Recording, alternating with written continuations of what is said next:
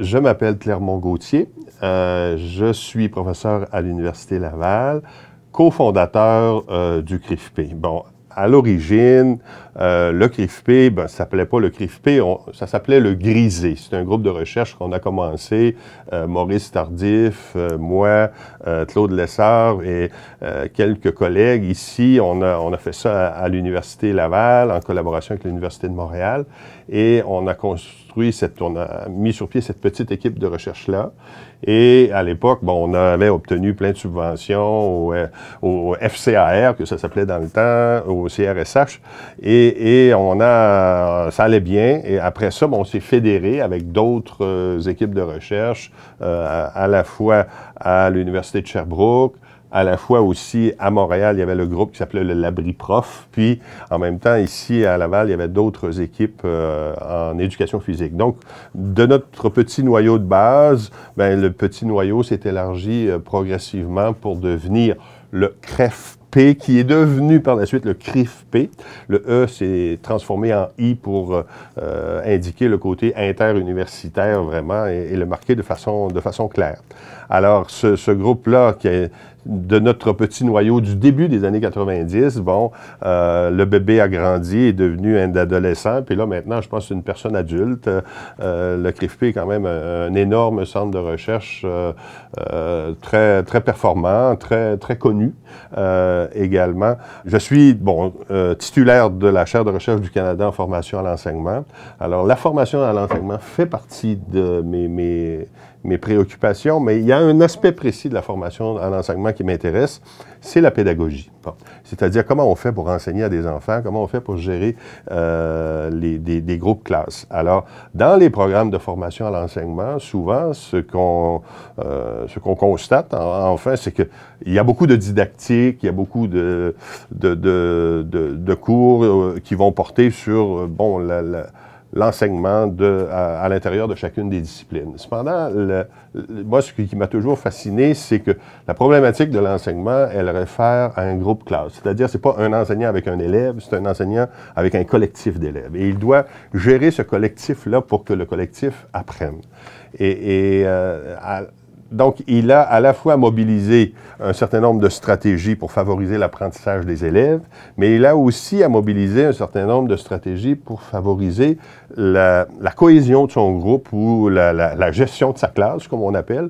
Donc, gérer les conduites pour faire en sorte que le climat soit suffisamment harmonieux pour que les élèves apprennent. Alors, l'autre élément des recherches qui m'intéresse, de ce qu'on a mené au cours des dernières années, c'est de voir la posture des organismes internationaux lorsqu'ils soutiennent des réformes dans les pays en développement.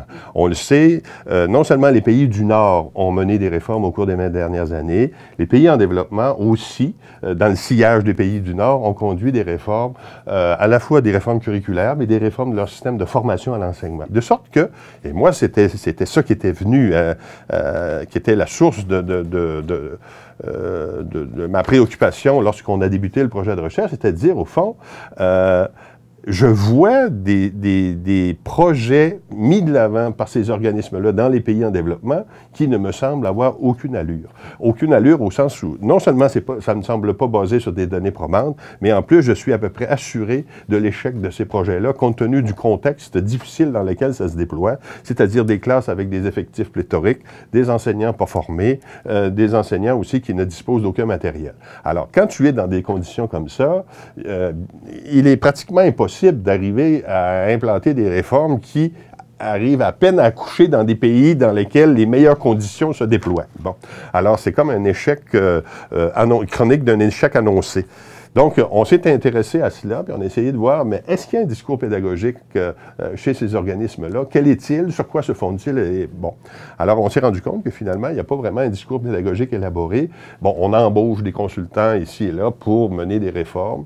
Et, bon, puis ces réformes ne donnent pas nécessairement non plus de bons résultats. Alors, ce qu'on aimerait, c'est justement avoir une certaine contribution à ce niveau-là, puis dire, maintenant, venir en appui à ces organismes-là et dire, bien, si si vous appuyez ou soutenez des réformes, bien, au moins que ces réformes-là, sur le plan pédagogique, s'appuient sur des données probantes, des données validées par la recherche. Alors voilà, c'est dans ce sens-là qu'on a travaillé ces dernières années. Mon regard est essentiellement un regard de pédagogue. Je faisais un enseignant de métier et ça m'a préoccupé tout au long de ma vie. Puis là, j'arrive au terme de la carrière parce que ça fait quand même longtemps que je bourlingue.